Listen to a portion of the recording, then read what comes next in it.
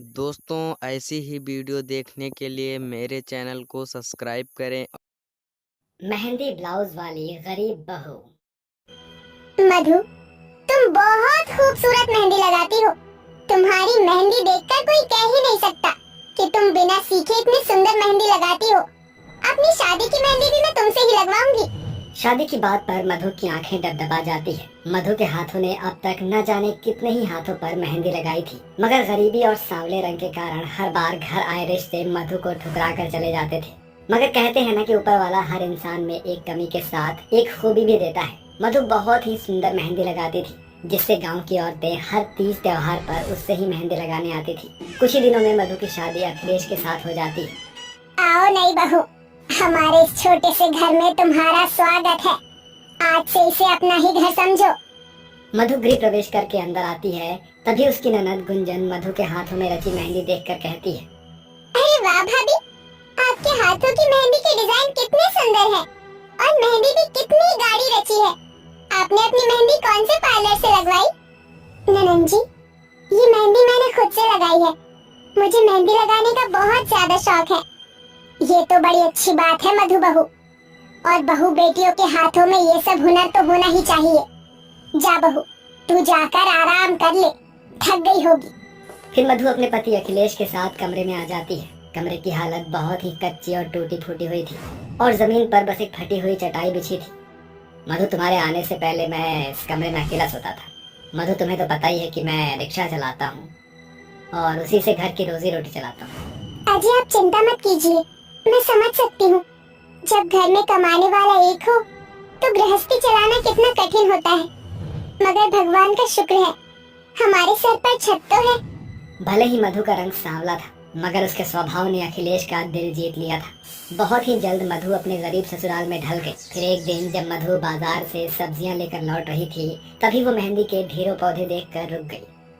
अरे वाह, कितने सारे मेहंदी के पौधे हैं, इन्हें तोड़कर घर ले जाती हूँ।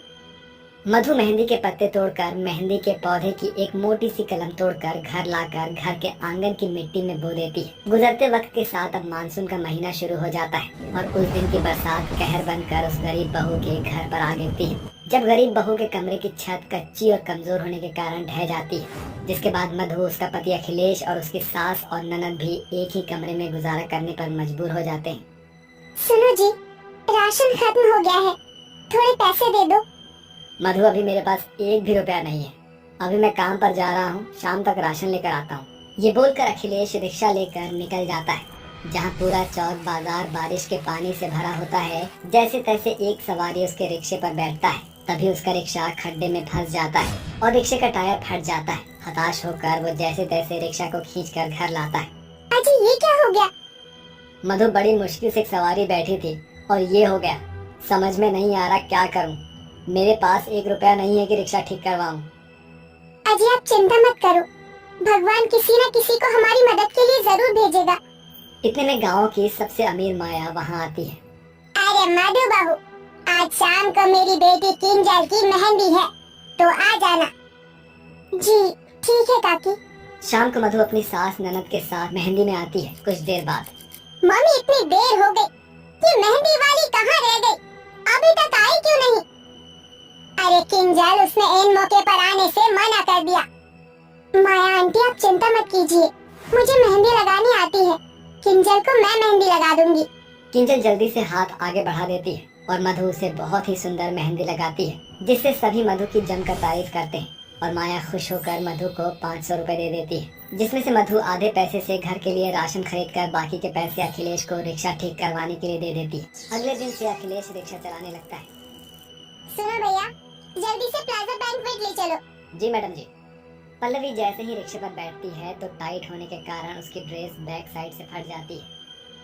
ओह नो, ये अभी ही होना था। Shit shit shit. क्या हुआ मैडम जी, आप इतने परेशान क्यों हैं? भैया, मेरी ड्रेस फट गई है, क्या करूं? मैडम जी, यहाँ पास में ही मेरा घर है, आप वहाँ चलिए, शायद वहाँ मेरी पत्नी आपकी कोई मदद कर दे। थोड़ी देर में अखिलेश पल्लवी को अपने घर लाकर मधु को सारी परेशानी बताकर वहाँ से चला जाता है। देखो ना, मेरी ड्रेस फट गई है और मुझे इमीडिएटली अपनी फ्रेंड के एंगेजमेंट फंक्शन में पहुंचना है। तुम कुछ कर सकती हो? मैडम जी, मुझे 10 मिनट दीजिए। ये बोलकर मधु पल्लवी के ड्रेस के फटे हुए हिस्से को काट देती है। ये तुमने क्या किया? तुमने तो मेरी ड्रेस को और भी ज्यादा बर्बाद कर दी।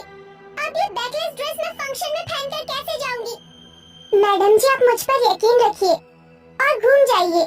पल्लवी मधु की तरफ पीठ करके बैठ जाती है। इसके बाद मधु उसकी बैकलेस ड्रेस बहुत ही खूबसूरत मेहंदी ब्लाउज डिजाइन बना देती है। गरीब बहू का बनाया हुआ मेहंदी का ब्लाउज डिजाइन पल्लवी को बहुत ही ज्यादा पसंद आता है। Oh wow, it's fabulous. तुमने तो मेरी बैकलेस ड्रेस को इस मेहंदी ब्लाउज डिजाइन से पूरी तरह कवर कर दिया। I love this. Thank you so much. ये बोलकर पल्लवी अपने पर्स से 5,000 रुपए निकाल कर उस गरीब बहू को देकर चली जाती है। वहीं पल्लवी जब मीता की मेहंदी फंक्शन में पहुंचती है तो सभी लड़कियां उसकी मेहंदी ब्लाउज डिजाइन को देखती रह जाती है। Oh wow Pallavi, you are looking so gorgeous. इस मेहंदी ब्लाउज डिजाइन वाली ड्रेस में तो कहर ढा रही है। मुझे भी अपनी वेडिंग के लिए ऐसी ही मेहंदी वाली ब्लाउज बनवाना है। तो मुझे इस पार्लर वाली का कांटेक्ट नंबर शेयर कर दे। मीता, मेरा ये मेहंदी ब्लाउज डिजाइन किसी प्रीशियस पार्लर वाली ने नहीं बनाया, बल्कि एक गरीब के हाथों की मेहनत है। शादी से एक दिन पहले पल्लवी मीता को लेकर मधु के ससुराल आती है, जहां मधु के घर के गरीब हालत देखकर उन्हें काफी बुरा लगता है। मधु भाभी, आपसे मिलने कोई आया है। अरे मैडम जी, आप यहाँ? कैसा गया फंक्शन? फंक्शन बहुत ही फैबुलस था और तुमने जो मेहंदी ब्लाउज डिजाइन बनाया था सभी को पसंद आया। वैसे ये मेरी सहेली मीता है, कल इसकी शादी है, इसे भी मेहंदी ब्लाउज डिजाइन बनवाना है। वैसे ये शादी का लहंगा है, देखकर बताओ इस पर कौन सा ब्लाउज डिजाइन ज्यादा अच्छा लगेगा। और ब्लाउज डिजाइन के साथ मुझे हाथ पैरों पर भी वेडिंग मेहंदी लगवानी है, तो मैं तुम्हें 25,000 दे दूं। 25,000? अच्छा, तो फिर 30,000 ले लेना।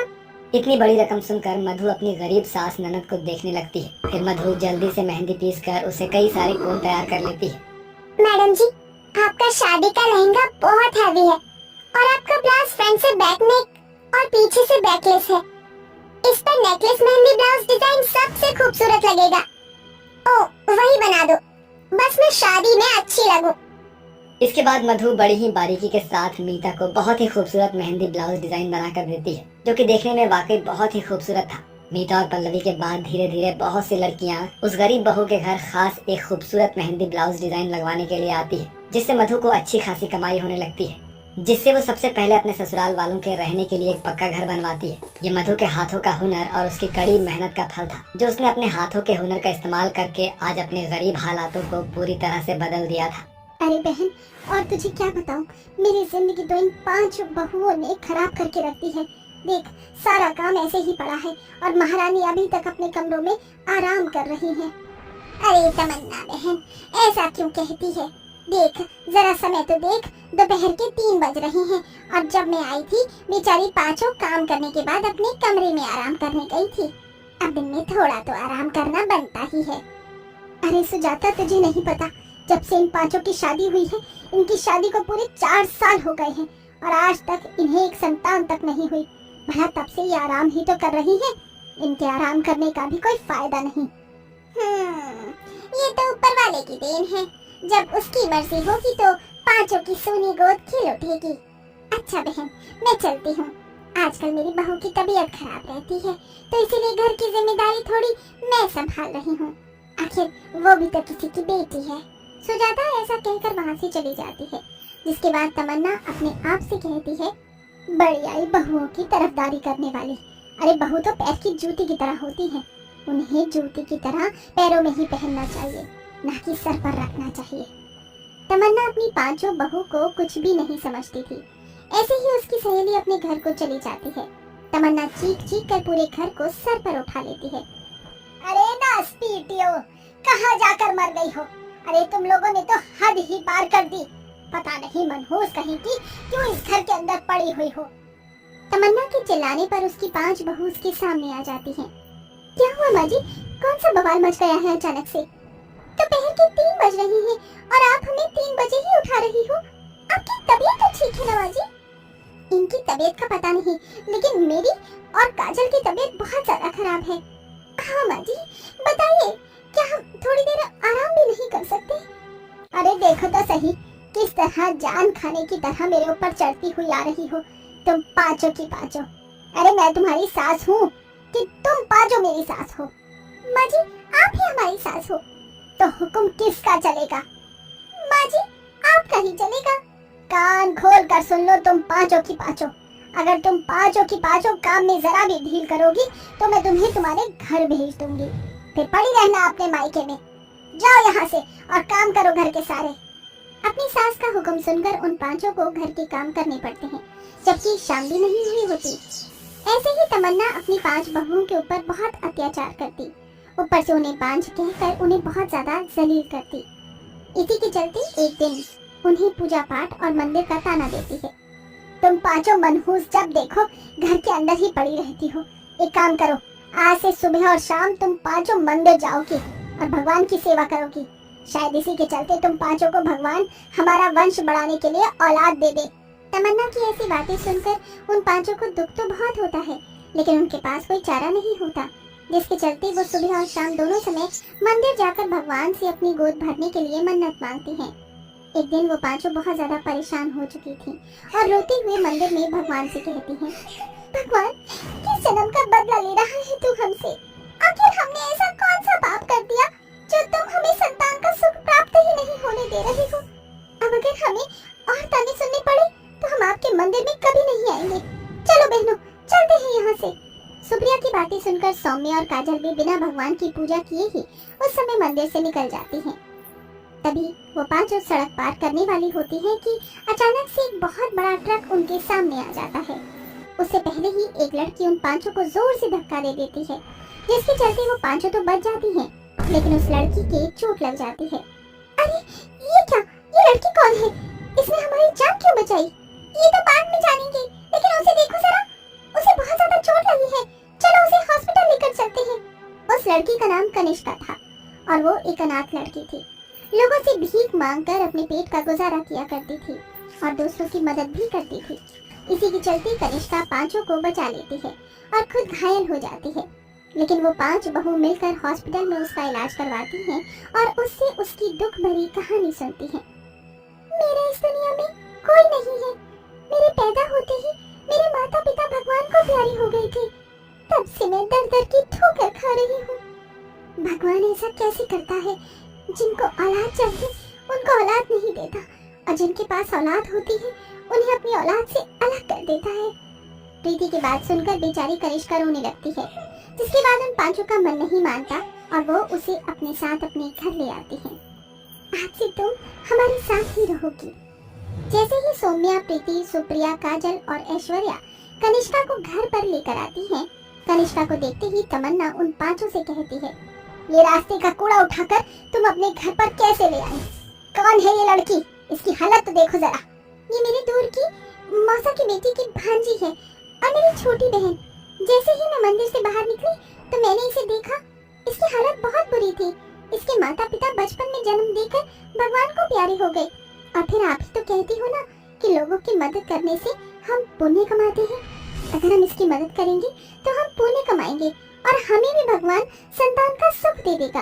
वो पांचों अपनी बातें घुमाकर कनिष्का को घर में ही रख लेते हैं। कनिष्का बहुत अच्छी और समझदार थी। जब से वो उस घर में आती है वो उन पांचों बहुओं का बहुत ख्याल रखती है। अरे आप पांचों उठ गई? टेबल पर बैठ जाइए, मैंने आप पांचों के लिए नाश्ता बनाया है। जल्दी उठकर तुमने नाश्ता भी बना लिया? वो पांचों बहुत हैरान रह जाती हैं, क्योंकि नाश्ते के साथ साथ कनिष्का घर की साफ सफाई भी बहुत अच्छे से कर चुकी थी। मैं भी तो आपकी बेटी की तरह ही हूँ, इसीलिए मेरा फर्ज बनता है कि मैं आपका ख्याल रखूंगी। वैसे भी तो आप सारा दिन काम करती हो, अगर मैं थोड़ा काम भी कर लूंगी तो क्या चला जाएगा? कनिष्का ऐसा कहकर उन्हें नाश्ता परोसती है, जिसके बाद वो स्वादिष्ट नाश्ता करके बहुत खुश होती है। एक तरफ वो घर की जिम्मेदारियों को संभाल लेती है, तो दूसरी तरफ जब भी किसी की तबीयत खराब होती तो कनिष्का उसका अच्छे से ख्याल रखती, जैसे कोई बेटी अपनी माँ का ख्याल रखती है। लेकिन इसी बीच कनिष्का और उन 5 बहुओं के लगाव को देखकर तमन्ना को बहुत गुस्सा आता है और वो ये बर्दाश्त नहीं कर पाती। मेरे होते हुए मैं इन्हें एक साथ तो देख नहीं सकती। मुझे इस लड़की को इस घर से निकालना ही होगा। बहुत सुख भरे दिन जा रहे हैं इन पांचों के। तमन्ना एक साजिश रचती है और अपनी सारी गहने कनिष्का के कमरे में रख देती है और उसके ऊपर चोरी का इल्जाम लगा देती है। इसने मेरे कमरे में आकर मेरे गहने चोरी किए हैं। देखो इसकी अलमारी में सारे गहने रखे हैं। नहीं, आप आ जाओ, मेरा विश्वास कीजिए, मैं ऐसा कभी नहीं कर सकती। मैं गरीब हूँ लेकिन चोर नहीं। अपनी सास की बात मानकर उन पांचों बहू के पति भी नाराज होते हैं, लेकिन तभी सौम्या सभी के सामने हकीकत लेकर आती है। माँ जी, ऐसा कुछ करेंगी ये मैंने कभी सोचा भी नहीं था। मैं जानती थी कभी न कभी ऐसा जरूर होगा, क्योंकि माँ जी से हमारी खुशियाँ बर्दाश्त नहीं होती, इसीलिए मैंने ये वीडियो बनाई थी। ये देखिए, माँ जी ने खुद कनिष्का के कमरे में ये सारे गहने रखे थे। आखिर माँ जी आपने ऐसा क्यों किया? सच्चाई सामने आने के बाद तमन्ना को अपनी गलती का एहसास होता है। हाँ, ये मैंने ही किया था, क्योंकि मेरी कोई बेटी नहीं रही। जो सुख मुझे नहीं मिला वो सुख मैं तुम पांचों को कैसे मिलने देती। मुझे अंदर ही अंदर जलन हो रही थी, लेकिन अब मुझे अपनी गलती का पछतावा है। तो पांचों मुझे माफ कर दो, और कनिष्का बेटी तुम भी मुझे माफ कर दो। तमन्ना से माफी मांगते हुए उसकी पांचों बहू उसे माफ कर देती हैं। वहीं कनिष्का भी उसे माफ कर देती है, लेकिन अब वो पांचों मिलकर कनिष्का को गोद ले लेती हैं, जिसके बाद कनिष्का उन्हें माँ कहकर पुकारने लगती है, और इसी प्रकार वो सभी एक साथ खुशी खुशी रहने लगते हैं।